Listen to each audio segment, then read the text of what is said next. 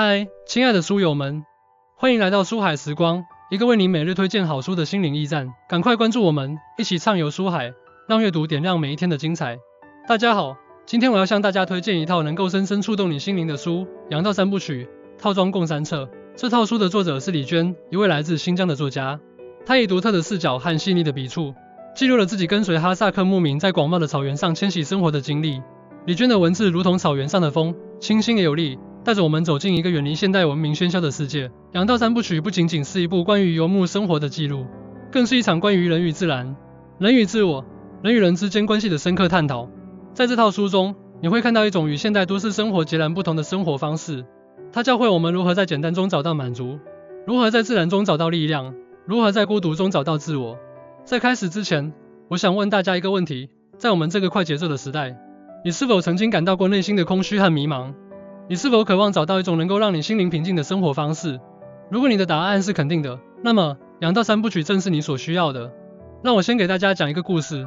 有一位名叫梭罗的作家，他曾独自在瓦尔登湖畔生活了2年多，写下了《瓦尔登湖》这本书。在书中，他反思了现代社会的种种问题，呼吁人们回归自然，过一种简单而充实的生活。而李娟的《杨道三部曲》正是对这种生活方式的另一种诠释。他用亲身经历告诉我们如何在草原上找到生活的真谛。第一部分，杨道春牧场，生命的复苏与希望。杨道春牧场是3部曲的第一部，记录了李娟跟随哈萨克牧民在春天迁徙到春牧场的经历。在这个季节，草原开始复苏，万物复苏，生命重新焕发出勃勃生机。春天是生命的季节，也是希望的象征。在春牧场，李娟见证了牧民们如何与自然和谐共处，如何在恶劣的环境中生存下来。她发现牧民们的生活虽然艰苦，但他们对生活的热爱和对自然的敬畏却从未减少。这种生活方式背后蕴含着一种深刻的哲学：人与自然是一个整体，只有尊重自然，才能真正享受生活的美好。在现代社会中，我们常常忽视了自然的力量。通过阅读《杨道春牧场》，我们可以学习到如何重新与自然建立联系，如何在自然中找到内心的平静。例如，牧民们每天都会花时间观察自然的变化，这种习惯可以帮助我们培养一种敏锐的观察力和对生活的热爱。李娟在书中写道，春天的草原是一场盛大的生命庆典，每一株草，每一朵花都在努力地生长着，仿佛在告诉我们，生命是如此的顽强和美丽。这段话不仅描绘了草原的美丽，也让我们感受到生命的顽强和美好。第二部分，杨道前山下牧场，生活的简单与满足。杨道前山下牧场是3部曲的第2部，记录了李娟在夏天的前山下牧场的生活。在这个季节，草原上的牧民们过着简单而充实的生活，他们每天忙于放牧、挤奶、制作奶制品等日常事务。前山下牧场的生活教会我们，生活的本质在于简单和满足。牧民们的生活虽然单调，但他们却能在这种简单中找到幸福。这种生活方式背后蕴含着一种深刻的智慧，幸福并不在于物质的丰富，而在于内心的满足。在现代社会中，我们常常被各种物质欲望所困扰。通过阅读《杨道前山下牧场》，我们可以学习到如何简化生活，如何在简单中找到幸福。例如，牧民们每天都会花时间享受简单的食物和劳动的乐趣，这种习惯可以帮助我们培养一种对生活的感恩之心和满足感。李娟在书中写道，前山下牧场的日子是一场关于简单的修行，在这里每一顿饭，每一杯茶，都是对生活的感恩和满足。这段话让我们明白，生活的美好往往在于那些简单而平凡的时刻。第3部分，杨道深山下牧场，孤独与自我发现。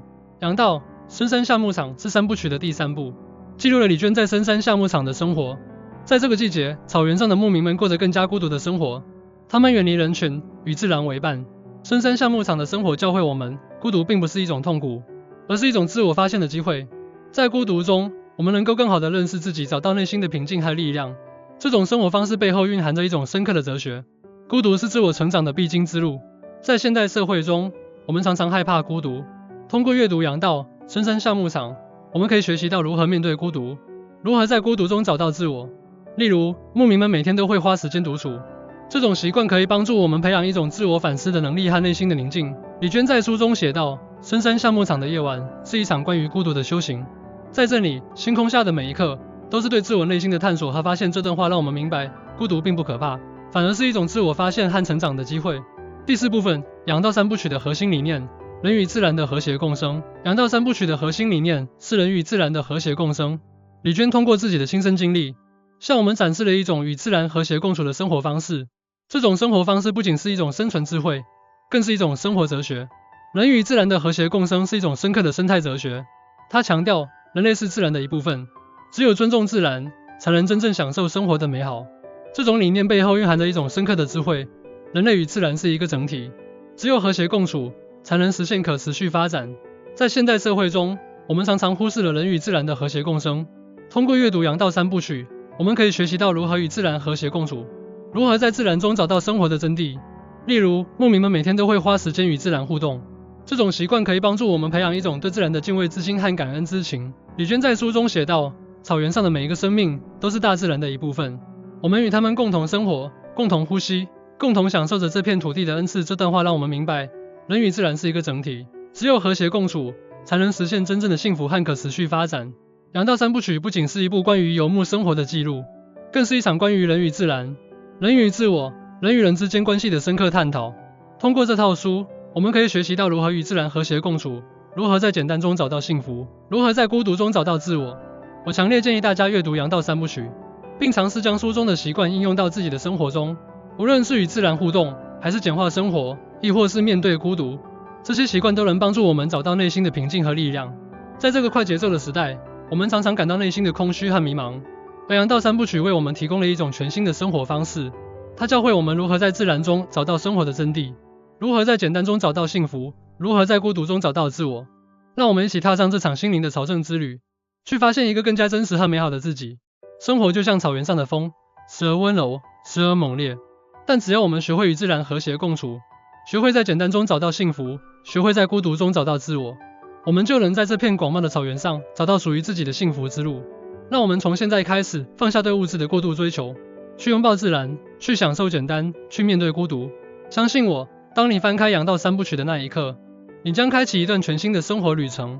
感谢大家的聆听，希望阳道三部曲能带给你不一样的思考和感悟。如果你对这套书感兴趣，不妨找来读一读，相信它会给你带来意想不到的收获。谢谢大家。